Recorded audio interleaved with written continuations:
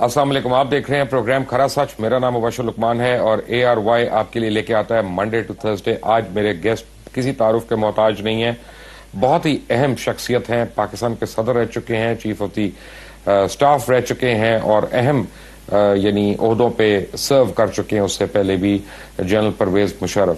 General صاحب السلام علیکم. وعلیکم السلام مبشر. جنرل صاحب سب سے پہلے مجھے یہ بتائیے گا، مجھے سمجھ نہیں آ رہی ہے ایک بات یہ کہ یہ جو ڈرون اٹیکس ہو رہے ہیں پاکستان میں، یہ امریکہ کی بدماشی ہے کہ پاکستان کی رضامندی بھی اس میں شامل ہے؟ آج اس راز پہ سے پردہ اٹھ ہی جانا چاہیے. بات یہ ہے کہ ایک تو بدماشی بھی ہے، اتنی زیادہ ڈرون اٹیکس اور اتنی کولیٹرل ڈیمیج بالکل نہیں ہونا چاہیے.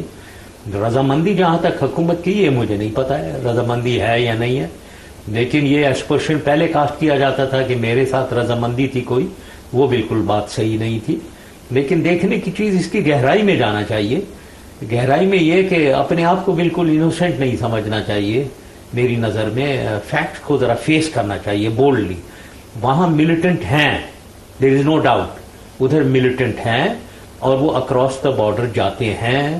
اس کو روکنا چاہیے. اور یہ ایسے ملیٹنٹ ہیں جو ٹیررسٹ اٹیک ہمارے پاکستان میں بھی کرتے ہیں، تو اس کو تو روکنا چاہیے، میجرز لینے چاہیے. جب ہم وہ نہیں لیتے ہیں یا ہم ایکسپلین نہیں کرتے ہیں اپنی پوزیشن کو کہ ہم کیا کریں گے، ہماری کیا حکمت عملی ہے وہاں، تو وہ پھر اپنی اسٹریٹجی بناتے ہیں. اپنی پالیسی ان کی ہے کہ ان کو مارو، بے شک کولیٹرل ڈیمیج ہو اور اجازت دیے بغیر مارو انہیں. تو یہ باتیں ذرا اس کی گہرائی میں جانا پڑے گا. ان کے جو بھی ان کے تحفظات ہیں ان کو ہمیں ایڈریس کرنا پڑے گا اور ہمیں کھل کے انہیں بتانا چاہیے کہ ہماری ایشوز کیا ہے اس سلسلے میں. پھر جا کر کوئی اس کا میوچلی ایکسیپٹیبل سولوشن ملے گا. جنرل صاحب کیسے نکلے گا؟ مجھے آپ ایک بات بتائیں کہ نارتھ وزیرستان میں لیٹ سے آج آرمی موو ان کر جاتی ہے وہاں پہ ملیٹنٹس کو ڈیل کرنے کے لیے، لیکن یونائٹڈ اسٹیٹس نے اور افغانستان نے، خاص طور پہ افغانستان نے اپنی چیک پوسٹ جو ہیں وہ ایلیمینیٹ کر دی ہیں اپنے بارڈر پہ، اور وہاں پہ وہ ہے نہیں. تو آپ کسی کو مارنے جاتے ہیں XYZ کو، وہ بڑے آرام سے واک کرتے ہوئے دوسری سائڈ پہ چلے جاتے ہیں. ہم اس بارڈر کے آگے جا نہیں سکتے ہیں بیکاز وہ کراس بارڈر ہو جائے گا. تو اگر وہ واقعی سیریس ہے ملیٹنٹس کو ختم کرنے کے لیے تو وہ بھی تو ذرا آ کے سکویز کرے نا، صرف ہمارے ملک پہ اٹیک کری جا رہا ہے. بالکل صحیح بات ہے. یہی میں ان کو ہمیشہ کہتا تھا کہ یہ بلیم، لیکن یہاں سے ادھر سے کوئی آواز میں سنتا نہیں ہوں کہ جو کہہ رہا ہو یہ کہ دیکھو بھائی 50% رسپانسبلٹی آنے جانے کی بارڈر کے اکراس از یورز، ہماری نہیں ہے. 100% ہماری نہیں ہے، 50% ہماری ہے، 50% آپ لیں رسپانسبلٹی، آپ سارے کولیشن فورسز اور افغان نیشنل آرمی. تو پورا بلیم ہمارے پہ بالکل نہ ڈالیں، ہم نہیں ایکسیپٹ کرتے ہیں. یہ کھل کے کہیں انہیں. اب آتی ہے بات کہ ہاں مل کے کچھ اسٹریٹجی بناتے ہیں کہ ان کو روکا کیسے جائے. اور اس میں ظاہر ہے ابھی تو 2014 بھی قریب آ رہا ہے، تو اس میں اسٹریٹجی صرف ملٹری اسٹریٹجی نہیں ہے، اس میں ایک پولیٹیکل اسٹریٹجی بھی انوالو ہو گئی ہے اور ایک سوشیو اکنامک اسٹریٹجی بھی بہت ایکیوٹلی انوالو ہو گئی ہے. یہ تینوں کے بارے میں بات کرنا چاہیے اور اپنے فائدے دیکھتے ہوئے ان سے ڈسکشن کر کے کوئی حل کی طرف جانا چاہیے. اب حل کیا ہوگا؟ کبھی مہران بیس پہ اٹیک ہوتا ہے، کبھی کامرا پہ ہوتا ہے، اور میں یہ دیکھ رہا ہوں کہ جہاں پہ چائنیز ہیں اور جہاں پہ اورینس ہیں سرویلنس ایئر کرافٹ، وہاں پہ بڑی افیکٹولی آ جاتے ہیں، اٹیک ہوتا ہے، ان سائڈ انفارمیشن بھی ہوتی ہے. تو کیا ہمارے اپنے اندر لوگ ان کے ساتھ ملے ہوئے ہیں جو دہشت گردوں کا ساتھ دے رہے ہیں کہ بیرون ممالک ایسی طاقتیں جو ہم سے زیادہ طاقتور ہیں وہ اس میں ملوث ہیں؟ یہ تو بڑی ٹارگیٹڈ قسم کی کیمپین لگ رہی ہے. ہاں یہ مجھے بھی مبشر بالکل صحیح کہہ رہے ہو تم کہ یہ مجھے بھی بہت زیادہ اینگزائٹی ہے کہ یہ کیا ہے. یہ ادھر مہران پہ جو اٹیک ہوا اس پہ ہمارے P3C اورائنز جو سرویلنس ایئر کرافٹ ہیں ان کی ٹریمنڈس اسٹریٹجک کیپیبلٹی اینٹی سب مرین وارفیئر میں، اور پھر اتنی ان کی انڈیورنس ہے کہ وہ، اور لانگ ریچ ہے کہ وہ بہت زیادہ اوفینسو کیپیبلٹی بھی ان کی کسی علاقے میں ڈیپ پینیٹریشن کر سکتے ہیں وہ، اور بامبنگ بھی کر سکتے تھے. دوسرے یہ اب کامرا میں یہ بہت لیٹسٹ سرویلنس ایئر کرافٹ ہیں وہاں. اب مجھے نہیں معلوم ہے کہ کتنا ان میں ڈیمیج ہوا ہے ان پہ، لیکن یہ ٹارگیٹڈ تھے وہ، اور وہ ان کی کیپیبلٹی یہ ہے کہ وہ 400 کلومیٹر ڈیپ دیکھ سکتے ہیں انڈیا کے اندر، اور لو لیول اور میڈیم اور ہائی لیول 600 کلومیٹر ڈیپ دیکھ سکتے ہیں. اس کی اسٹریٹجک امپلیکیشن یہ ہے کہ کوئی بھی Indian aircraft forward air bases سارے لو لیول 400 کلومیٹر کے اندر ہیں, تو تمام جو جہاز اڑے گا وہاں سے ہمیں پتا ہو جائے گا اور ہم اپنے ڈیفینسو میجرز لے لیں گے. تو یہ بہت بڑی کیپیبلٹی ہے ہماری جو ایمپائر کی تھی اس کو ٹارگٹ کیا جا رہا ہے. اس سے مجھے 2 ڈیڈکشن. نمبر 1 کہ جو ٹارگٹ کر رہے ہیں یہ اینٹی پاکستان ایلیمنٹس ہیں, چاہے جو کوئی بھی. ابھی مجھے پتا ہوا ہے کہ یہ سیالکوٹ اور یہ اپنے پنجاب سے شہروں سے ہیں, تو میں یہ سمجھتا ہوں یہ اینٹی پاکستان ہے. یہ صرف یہ نہیں ہے کہ یہ کوئی میرے خلاف ہیں یا حکومت کیونکہ امریکہ کو سپورٹ کر رہی ہے تو حکومت کے خلاف نہیں جی, یہ اینٹی پاکستان ہے کیونکہ یہ پاکستان کے فورسز کو کمزور کرنا چاہ رہے ہیں. دوسری چیز یہ ہے کہ اس سے مجھے انگزائٹی یہ بھی ہے کہ ہمیں دیکھنا چاہیے کہ فورن ہینڈ کتنا ملوث ہے, کیونکہ یہ بڑی سیریس ٹارگٹنگ ہے یہ ہمارے اسٹریٹجک ریسورسز کی.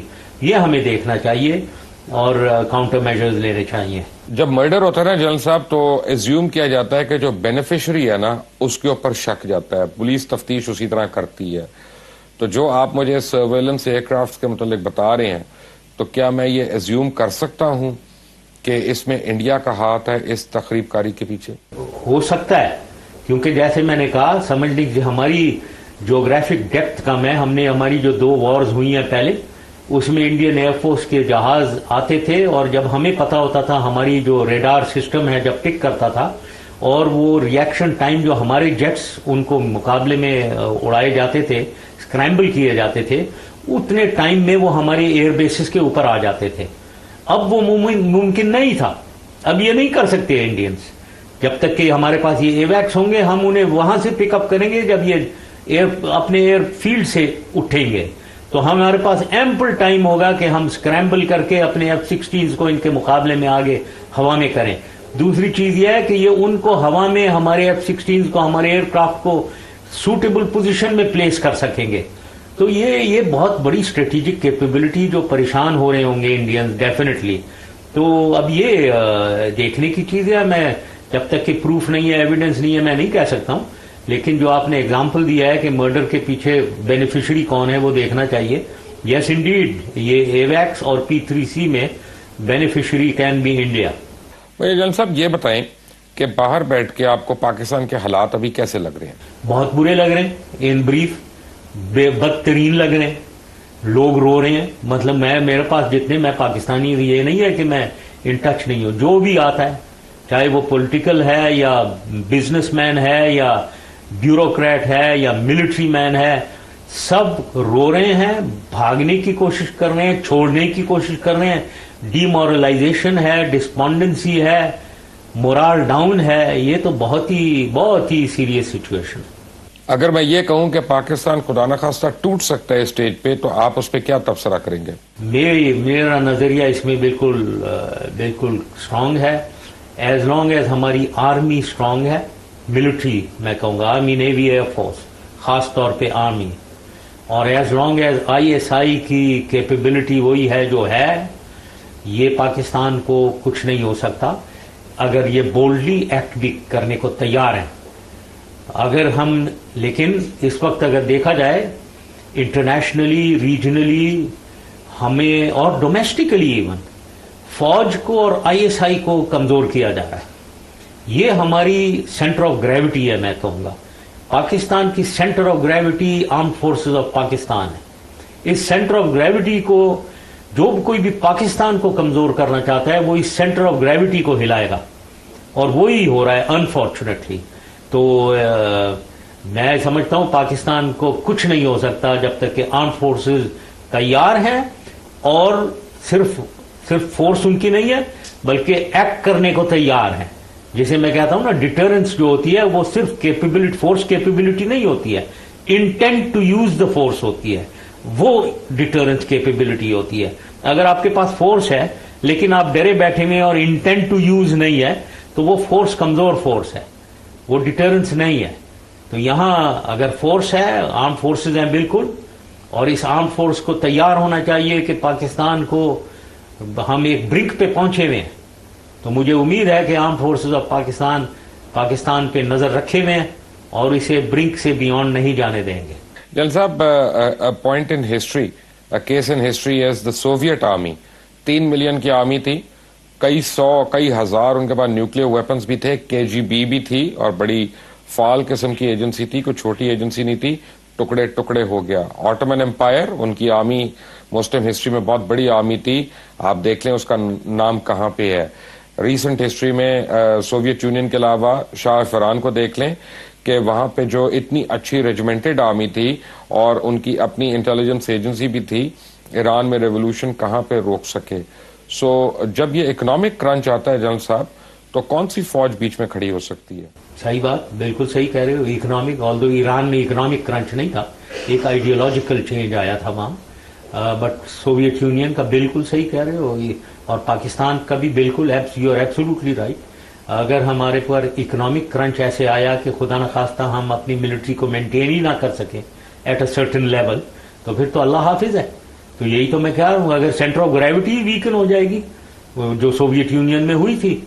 हमारी तो centre of gravity totally military में है, वो बिल्कुल वीकन हो गई तो बिल्कुल पाकिस्तान का फ्यूचर बिल्कुल बहुत खराब हो जाएगा.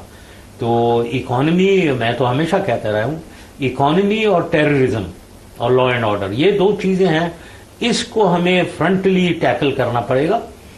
और इसको अगर हमने इसका हल नहीं ढूंढा और इसको से हम निपटे नहीं, तो पाकिस्तान का फ्यूचर बहुत ब्लीक है.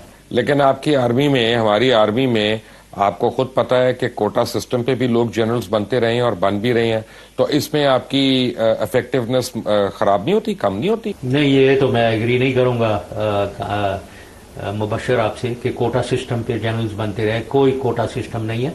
जब आप प्रेसिडेंट थे, आपने मुझे खुद एक जनरल साहब की एग्जांपल दी थी जो कोर कमांडर बने कोयटा के, उसके बाद गवर्नर बन गए वहां के, कि हाँ वो एक अनरिटन सा कोटा सिस्टम है जिसके तहत वो बने. नहीं, ये मैंने कोटा सिस्टम तो ये तुम ही इस्तेमाल कर रहे हो, लेकिन मैंने ये जरूर कहा था, यस यू आर राइट.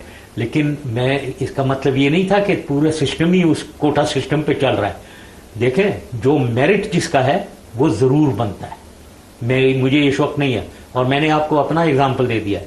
मेरा कोई रिश्तेदार आर्मी में नहीं है. किसने मुझे कोटा दे दिया? मैं तो सन ऑफ द सॉइल भी नहीं हूं. मैं चीफ बनाऊं तो ये इट स्पीक्स वॉल्यूम्स कि हमारा सिस्टम क्या है, मेरिट ओरिएंटेड सिस्टम है.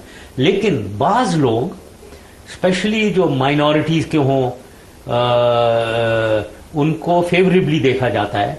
अगर कोई पारसी आ गया, क्रिश्चियन हुआ, इनको फेवरेबली देखा जाता है, और इनको एक आधा प्रमोशन तो जरूर मुसलमानों से ज्यादा मिल जाता है.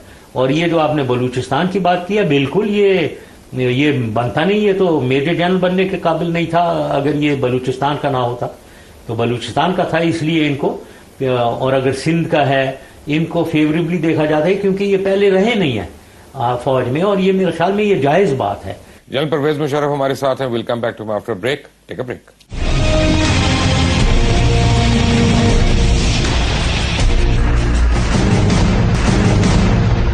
Welcome back to break. General साहब, आपको मुझे ये बताएं कि हर तरफ इनकलाब चेंज और तब्दीली के नारे पड़ रहे हैं, चाहे इमरान खान हो, चाहे नवाज शरीफ हो, चाहे कोई और हो. आपको क्या यहाँ पे तब्दीली या इनकलाब नजर आ रहा है कि सिर्फ एनार्की की तरफ हम जा रहे हैं? मेरे ख्याल में तो हम एनार्की की तरफ जा रहे हैं. क्या इनकलाब, किस चीज का इनकलाब भाई? लोगों की, मैं क्लियरली, मुल्क को डेवलप करना है, मुल्क की तरक्की, अवाम की खुशहाली, ये दो चीजें बस याद रखनी है हमने, लीडर्स ने, गवर्नमेंट ने. अवाम की खुशहाली नंबर 1 है. अब अवाम की खुशहाली क्या है? उनकी गुर्बत दूर करना है, उनको मुलाजमतें दिलानी है, और उनको तालीम और हेल्थ देनी है, सेहत का देखना है. ये 4 चीजें. महंगाई को कंट्रोल करना है, 5वीं ये चीज है ना. ये हुकूमत का काम है. तो इनकलाब कौन सा इनकलाब? लोग बाहर आ रहे हैं, वो डिमांड करें बिजली दो, गैस दो भाई, पानी दो. पानी नहीं, कुछ भी नहीं है. तो लेकिन कोई ऐसा कोई कॉज ओरिएंटेड एक इनकलाब जैसे आप कह रहे हैं पूरे पाकिस्तान में, वो बात नहीं है. एक बेचैनी है अवाम में, पब्लिक में, एक मुसीबतों का सामना है, उसकी वजह से बेचैनी है. उसकी वजह से वो बाहर आ रहे हैं और जला रहे हैं और तोड़ रहे हैं, तोड़ फोड़ कर रहे हैं. ऊपर से कुछ ऐसे अनासिर हैं बलूचिस्तान, कराची में देखें, जिनके पीछे मुलविस लोग हैं.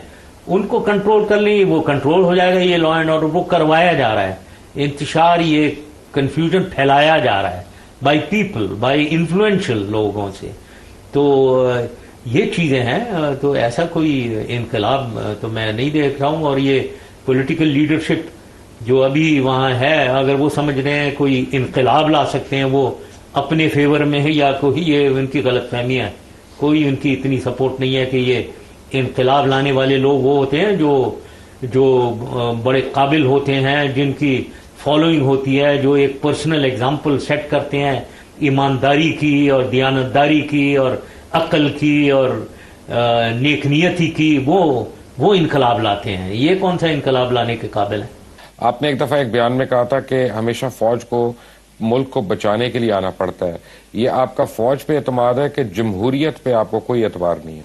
जमहूरियत एज ए सिस्टम पे मुझे पूरा एतबार है, लेकिन फौज पे बिल्कुल मुझे पूरा एतबार है। फौज जब भी आई है, मुसीबतों में पाकिस्तान होता है तो फिर फौज आती है उसे बचाने के लिए और स्टेबलाइज करती है और बचाती भी है हर दफा। कोई भी एग्जाम्पल ले ले, लेकिन फिर जब जाती है फिर वहीं चले जाते हैं।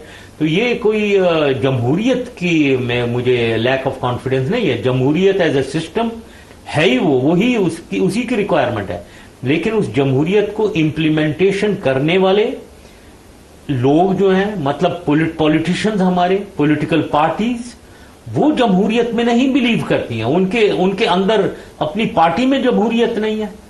तो क्या जमहूरियत की एक फसाड है, जमहूरियत की एक लिप सर्विस देते हैं।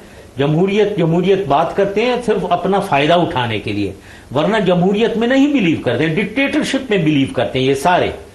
इनमें कहा, मैं तो ये कहता हूं, मुझे डिक्टेटर कहते रहते हैं, मैं जमहूरियत में बिलीव करता था। मैं लाने की कोशिश कर रहा था असली जमहूरियत, सस्टेनेबल जमहूरियत जिसे कहते हैं। और उसको जब तक हम टेलरिंग नहीं करेंगे पाकिस्तान की रिक्वायरमेंट के मुताबिक, और मैं ये भी अब कहना चाहूंगा कि मेरे ख्याल में हमें अब मौका आ गया है कि कॉन्स्टिट्यूशन को देखना पड़ेगा कि इसको कैसे बनाए, इसमें क्या अमेंडमेंट्स लाई जाएं या रीराइट किया जाए कि ये पाकिस्तान में एक सस्टेनेबल डेमोक्रेसी का आगाज हो। और इस किस्म की जब एक हुकूमत आती है, जमहूरी हुकूमत, वो पाकिस्तान में अच्छी गवर्नेंस करे, और नहीं करे तो कॉन्स्टिट्यूशनल तरीके से उनको परे किया जाए और निकाला जाए। ये करना है हमने, चेक्स एंड बैलेंसेस लाने हैं। तो मैं जमहूरियत के खिलाफ बिल्कुल नहीं हूं, और मुझे बिल्कुल जमहूरियत में कॉन्फिडेंस है। जमहूरियत चलाने वालों में कॉन्फिडेंस नहीं है मुझे। अच्छा, आज अगर मैं देखता हूं तो मुझे 1999 से हालात बहुत ज्यादा बुरे लग रहे हैं। और यानी जिस तरह के आप समझे वॉर ऑन टेरर है, उसकी रेपरकशंस हैं, फॉल आउट्स हैं, एनर्जी क्राइसिस है, लोड शेडिंग है, इकोनॉमिक मेल्टडाउन है, जैसा आपने खुद फरमाया कि लोग बाहर भाग रहे हैं, यहाँ पे डिस्पॉन्डेंसी है, समझ कुछ नहीं आ रही, गरीब मरता जा रहा है, पिसता जा रहा है। तो अगर आज आप जनरल कियानी की जगह होते तो क्या आप कू कर देते? ये तो इसका जवाब तो बहुत मुश्किल है। मैं सबसे पहले पाकिस्तान में बिलीव करता हूँ। मुझे पता नहीं है, क्योंकि मैं इस सिचुएशन को फेस नहीं कर रहा हूँ, तो ये थ्योरी में इसका आंसर मैं दे नहीं सकूंगा। उस वक्त मेरे दिमाग पे, मेरे दिल में क्या गुजर रही होती, अगर मैं उधर होता और इंचार्ज होता, तो उसी के मुताबिक मैं रिएक्ट करता। लेकिन मैं बता नहीं सकूंगा कि क्या मेरा रिएक्शन होता। नहीं, लेकिन अगर अभी आप समझते हैं कि फौज ने ही बचाना था इस मुल्क को और बचाना है, और जितने इस वक्त एडवर्स हालात हैं, जैसा आपने खुद फरमाया कि हम एनार्की की तरफ जा रहे हैं, तो क्या फिर आप इसको जस्टिफाई ना कर लेते? मुबशर सिर्फ यही हल नहीं है कि फौज आ जाए और मार्शल लॉ लगा दे, और भी हल है। अभी तो मैं कहूंगा कि सुप्रीम कोर्ट ने कुछ उन्होंने तो ये भी एक जजमेंट पास किया है कि मिलिट्री टेक ओवर्स की वैलिडेशन अब नहीं होगी कभी भी। तो जब अब ये पास कर दिया है तो अब आप खुद करें जी कुछ। आप क्यों अब चुप बैठे हुए हैं जी? आप खुद करें, और कुछ ऐसा वाया मीडिया निकालना पड़ेगा जिसमें फौज अपनी फोर्स को तो यूज करे फॉर द कंट्री, मुल्क के लिए, पाकिस्तान के लिए, लेकिन खुद ना आए।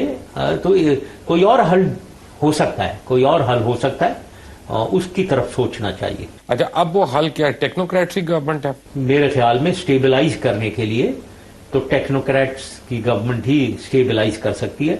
और मैं एग्जाम्पल अपना पहले 3 साल का देना चाहता हूं। जब मैंने 99 में टेक ओवर किया था, उसके 3 साल आप देख लें मैं चैलेंज करता हूं, कोई बताए कि कौन सा मिनिस्टर किसी ने कोई बेईमानी की हो, मैं चैलेंज से बताना चाहता हूं कि उसमें जो मेरी कैबिनेट थी, जो 14 मिनिस्टर हुए थे हम, कैसे वो काम हो रहा था, कितनी मेहनत, कितनी दयानतदारी, कितनी ईमानदारी के साथ काम हुआ है कि 3 साल में हमने तब्दील करके रख दिया था पाकिस्तान को।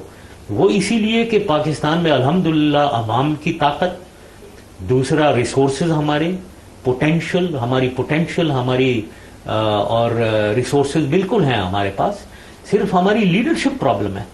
अब वो लीडरशिप सही मिल जाए तो पाकिस्तान तब्दील हो जाता है, और मुझे पूरा यकीन है दोबारा हो सकता है। लेकिन कोई नेक नियत तो आए, और नेक नियत गवर्नमेंट तो हो, ईमानदार तो हो, दयानतदार तो हो, तो वो नहीं है तो क्या ऊपर से ये सारी चीजें होती हैं। तो मुझे तो पूरी कॉन्फिडेंस है मुल्क में और मुल्क की पोटेंशियल में कि ये तब्दीली आ सकती है।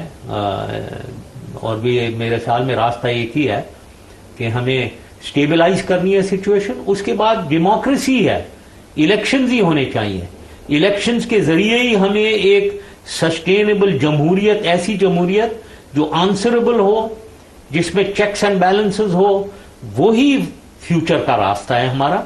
लेकिन क्योंकि हमारी सूरत हाल इतनी तशवीशनाक और इतनी खराब हो गई है, जैसे आप कह रहे हैं कि खुदा ना खास्ता हम ये सोच रहे हैं कहीं टूट ही ना जाए पाकिस्तान, इसको स्टेबलाइज करने के लिए हमें 2-3 साल चाहिए कि कोई कैपेबल गवर्नमेंट इसको स्टेबलाइज करे, और उसके बाद जो भी अमेंडमेंट्स करनी है, कॉन्स्टिट्यूशनल वगैरह वगैरह, जो कुछ भी करना है, सस्टेनेबल डेमोक्रेसी का एक आगाज करें। तो जनरल साहब मुझे ये बताएं कि अभी हाल ही में जब आपकी जनरल कियानी से मुलाकात हुई थी तो आपने उनको कुछ समझाई थी ये बातें? मेरी तो कोई मुलाकात नहीं हुई जी। ये किसने कहा आपको? मुझे तो पता चला आपकी मेरी 4 मुलाकात घंटे की मुलाकात हुई। नहीं, कोई मुलाकात नहीं हुई है। मिडल ईस्ट में नहीं हुई? नहीं हुई। तो चले इस प्रोग्राम का प्लेटफॉर्म यूज कर लें। अगर आपने अभी जनरल कियानी को एडवाइस करनी हो कि टेक्नोक्रेट्स की गवर्नमेंट बनवा दें तो किस तरह से बनवाएंगे वो? वो सुन ही रहे होंगे, ये सुने ये, बट उन्होंने नहीं बन, जैसे मैंने कहा ये जिम्मेदारी अब सुप्रीम कोर्ट की है, क्योंकि उन्होंने ही कहा है कि वैलिडेशन नहीं होगी। तो अब वो क्या, उनके हाथ तो उन्होंने काफी हद तक रोक दिए हुए हैं, तो जाहिर है उनकी जिम्मेदारी अल्टीमेटली तो फोर्स उन्हीं के पास है। लेकिन सुप्रीम कोर्ट की भी अब जिम्मेदारी बनती है कि वो इसका हल निकालें, क्योंकि एंड ऑब्जेक्टिव हल यही है, और कोई हल तो मुझे नजर नहीं आ रहा है। या फिर दूसरा हल जो है वो पॉलिटिकल, ये इलेक्शन होने चाहिए, ये दूसरा हल है। मैं इस पे आता हूं, मुझे एक छोटी सी ब्रेक लेनी है and will come back to this particular point. General Pervez Musharraf हमारे साथ हैं, विल टेक अ ब्रेक।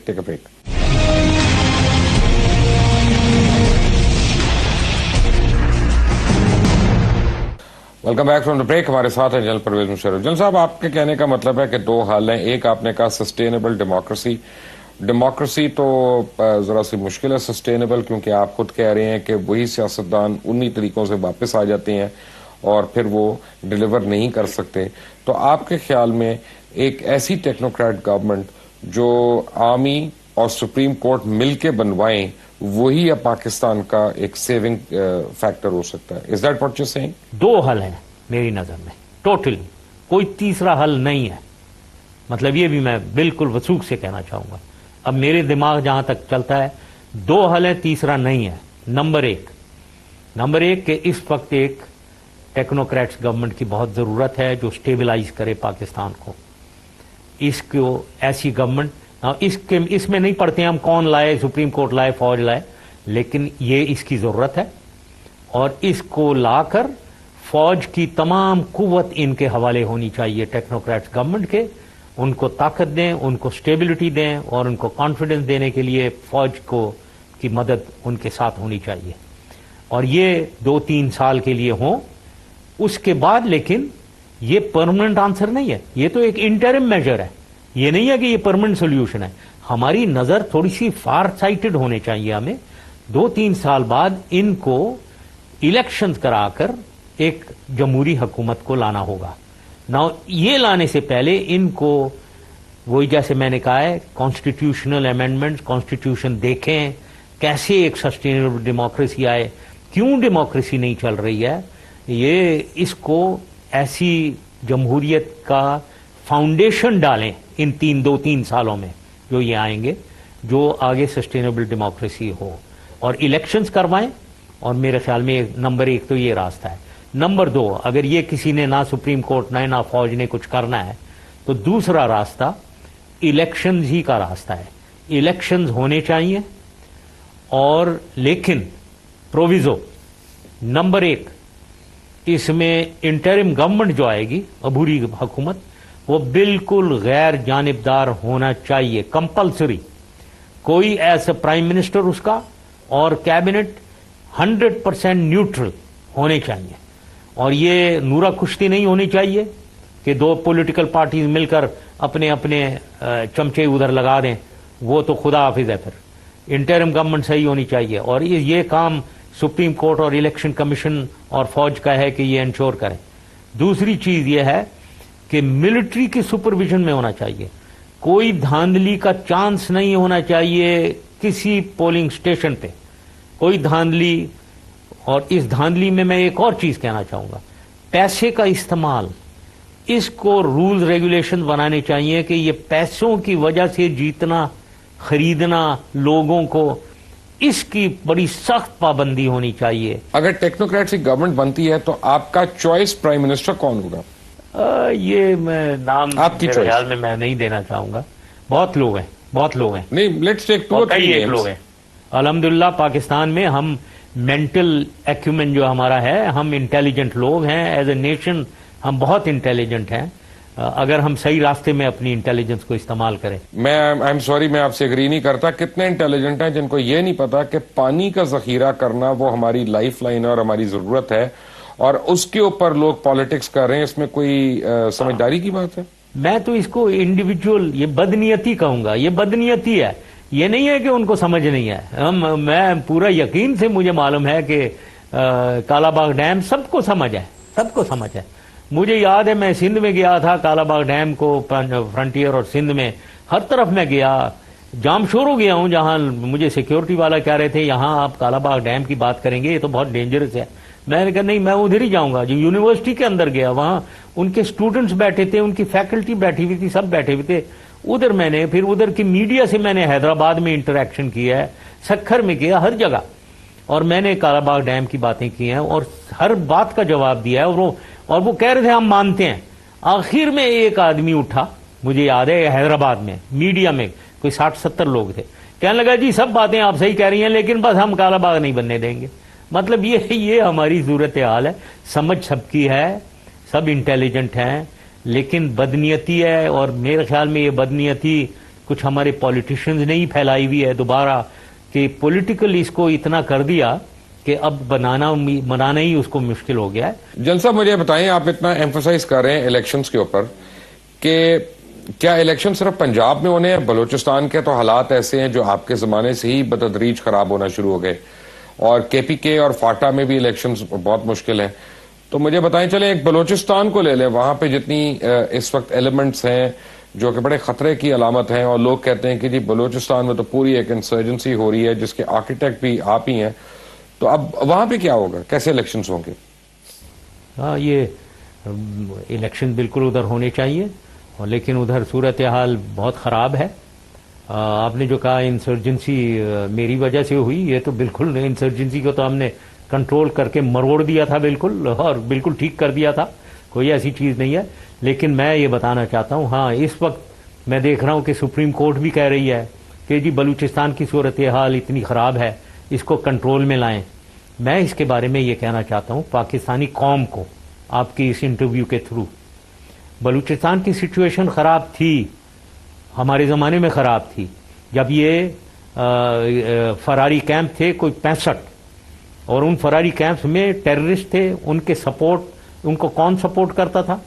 यही बुगती, मंगल, मरी, यही लोग सपोर्ट करते थे, और वो दहशतगर्दी फैला रहे थे, हर किस्म की इंस्टॉलेशंस को डैमेज कर रहे थे, चाइनीज़ को मार रहे थे, ग्वादर पोर्ट पे भी अटैक, इलेक्ट्रिक पाइलॉन्स, ब्रिजेस, सब कुछ, और सुई पे 500 रॉकेट चल गए। तो 2006 में इनका अल्टीमेट जो था, जबकि हमने सारा इनको कंट्रोल किया, आपको याद होगा मैं जब कोलू गया हुआ था तो 6 रॉकेट फायर हुए मेरे, जब मैं एड्रेस कर रहा था लोगों के ऊपर, मेरे ऊपर फायर हुए। और उसके बाद जब आईजीएफसी हेलीकॉप्टर में ऊपर गए तहकीक करने के लिए, उनके गोलियां लगी हैं उनकी टांगों पे, हेलीकॉप्टर पे फायर हुए, उस पे ये ऑपरेशन चले हैं।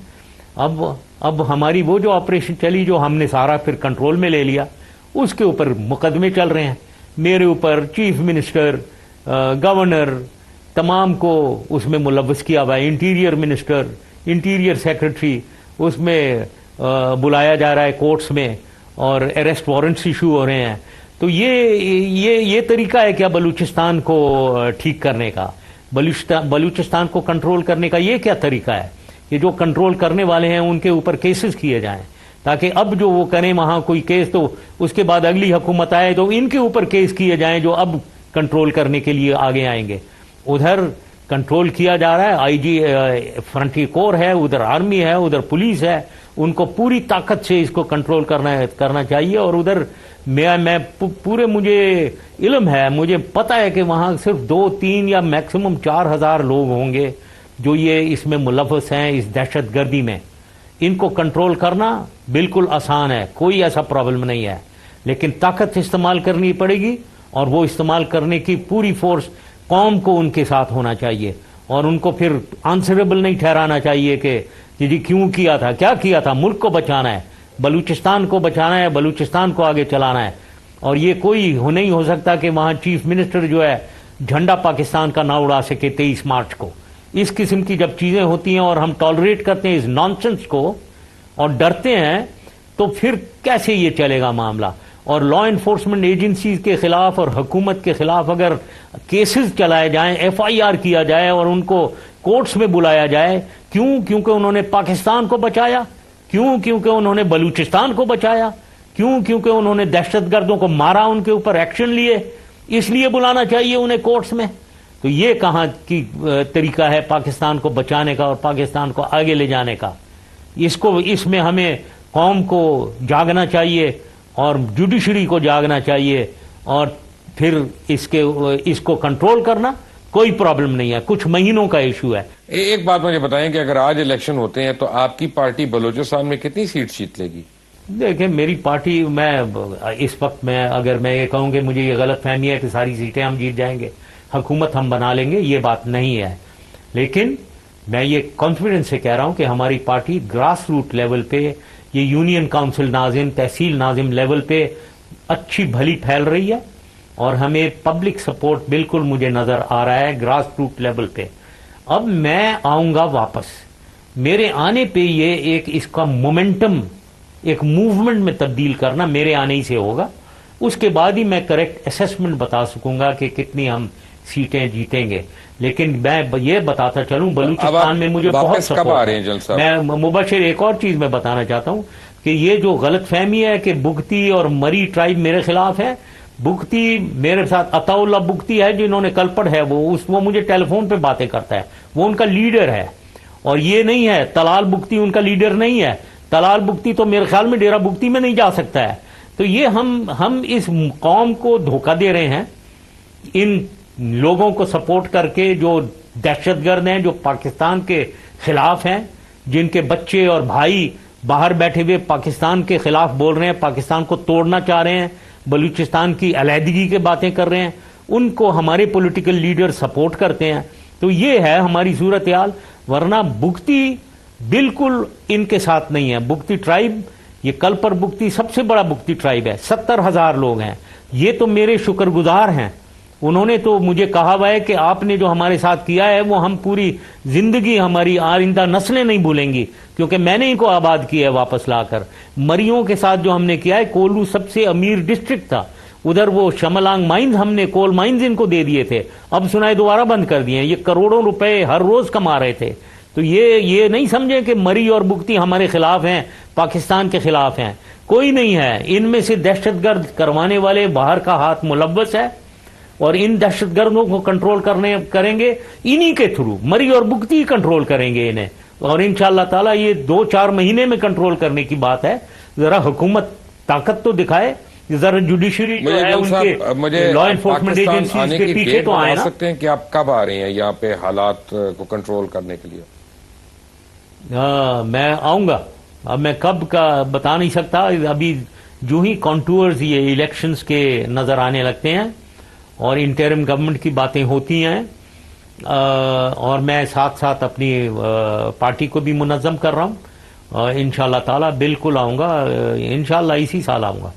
मुझे जल साहब ये बताएं कि अब मैंने सुना है, मैं तो पाकिस्तान में नहीं था लेकिन मैंने बयान पढ़ा बाहर आसमा जहांगीर का भी, एतजाज एहसन का भी, कि इन्होंने सुप्रीम कोर्ट के ऊपर जरा डिसर्निंग किस्म की ऑब्जर्वेशंस दी हैं, और उससे पहले अली अहमद कुर जो हैं वो भी दे चुके हैं। तो ये तो आर्किटेक्ट्स के थे आपके खिलाफ मूवमेंट में। तो now that you look back, do you feel vindicated? Do you feel supreme court के ऊपर आपने सही किया था, या ये लोग अब सही कह रहे हैं और उस वक्त गलत बयानी हो रही थी? ये आप खुद ही जज करें, आप सब समझदार हैं, कौम ने देख लिया है मैंने क्या किया था, उस वक्त क्या सूरत हाल थी, क्यों किया था, उसकी वजूहात थे। और अनफॉर्चुनेट ये है कि मुझे जिन लोगों ने मुझसे ये चीज़ें करवाई हैं वो खामोश बैठे हुए हैं, वो हुकूमत में भी बैठे हुए हैं। तो मुझे अफसोस ज़रूर है इस बात का कि लोग जो मुलव्वस थे, जो इन्होंने मुझे कोक्स किया, मुझे आगे किया, अनफॉर्चुनेटली एक मेरे में एक क्वालिटी ज़रूर है, मैंने कमांडोज में इतना वक्त गुजारा है कि मैं लीड ले लेता हूँ, और मैं पाकिस्तान के लिए सबसे पहले पाकिस्तान जब कहता हूँ तो मैं आगे हो जाता हूँ, पाकिस्तान के हक में जो कुछ भी है उसको मैं कर गुजरता हूँ। लेकिन ये जो मुझे उकसाते थे, ये मुझे बदकिस्मती से ये अब चुप बैठे हुए हैं और हर चीज़ मेरे ऊपर डाल देते हैं। लेकिन अब मेरे ख्याल में कौम ने देख लिया, ये आपने जो 3 नाम लिए हैं ये खुद ही देख लें किसको इन्होंने सपोर्ट किया था, क्या हुआ था। लेकिन मैं इसके बाद यही कहूँगा कि अभी सुप्रीम कोर्ट की सैंक्टिटी, सुप्रीम कोर्ट की ताकत, उसको मैं इसके बिल्कुल हक में नहीं हूं कि पिलर्स ऑफ द स्टेट जो हैं उनमें जंग हो और ये पाकिस्तान को डिस्ट्रॉय करें। इस वक्त जुडिशरी और लेजिस्लेटिव पिलर जंग में घुसे हुए हैं। अब 27 को प्राइम मिनिस्टर साहब को बुलाया गया है। अब मुझे पता नहीं है कि एक तरफ कंटेम्प्ट ऑफ कोर्ट के ऊपर उन्हें बुलाया जा रहा है, उनको ऑर्डर दिया जा रहा है कि वो खत लिखें उधर जेनीवा, दूसरी तरफ नेशनल असेंबली ने एक लेजिस्लेशन पास कर दिया है कि उनको प्रोटेक्शन दे दी है, कंटेम्प्ट ऑफ कोर्ट से इम्यूनिटी दे दी गई है। तो अगर इम्यूनिटी दे दी गई है, अगर असेंबली ने जो पास किया है, फिर वो पता नहीं है वेदर वो प्राइम मिनिस्टर आएंगे भी सुप्रीम कोर्ट में या नहीं, क्योंकि उनकी तो इम्यूनिटी है, और वो क्यों खत लिखे, उनकी तो इम्यूनिटी है। लेकिन सुप्रीम कोर्ट ने उस इम्यूनिटी जो पास किया उसको रिजेक्ट भी कर दिया हुआ है।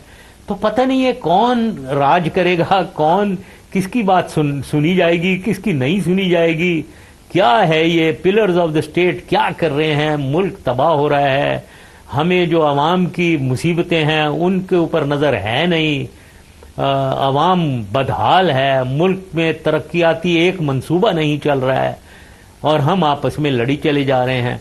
तो ये देख लें, अब ये जिनके नाम लिए हैं यही देखें और सबसे पहले पाकिस्तान सोचा करें और उसके मुताबिक एक्शन लिया करें, उसके मुताबिक किसी की बदनामी करें, किसी के खिलाफ हो। लेकिन इस वक्त सूरत हाल बिल्कुल फर्क है। इस वक्त हमें चाहिए कि बालादस्ती है, वो बालादस्ती रहनी चाहिए और हमें ये clash of pillars of state को रोकना चाहिए। राइट जनरल साहब, thank you very much for being online with us. ये थे जी जनरल परवेज मुशर्रफ, साबिक सदर इस्लामी जमहूरिया पाकिस्तान। आप इनकी बातें सुन रहे थे, आप इनके जो तहफ़्फ़ुज़ात हैं आजकल के हालात के बारे में वो सुन रहे थे। चलते चलते मैंने एक बात आपको जरूर कहनी है, सबको कहनी है। मुझे पता है कि ये दिल पे लगेगी सबके और शायद कुछ लोगों को मेरी बात बुरी भी लगे, क्योंकि सच जो होता है वो कड़वा होता है। मैं जहां पे जाता हूं हर आदमी मुझे बड़े एक कन्विक्शन से कहता है कि पाकिस्तान हमेशा कायम रहने के लिए बना है। तो मैं आज आपको याद कराना चाह रहा हूं कि पाकिस्तान 1971 में 2 लाख हो चुका है और मशरकी पाकिस्तान जो है वो बांग्लादेश बन चुका है। और ये एक हकीकत है, मुसल्लमा हकीकत है, जिसको आप और मैं झुटला नहीं सकते। जो कौमें अपने आप को सुधारती नहीं है, जो कौमें अपने रास्ते का तयन नहीं करती हैं और यूनिटी के साथ नहीं रहती हैं, उनकी तारीख इसी तरह खराब होती रहती है। अंटिल टुमारो, अल्लाह हाफिज।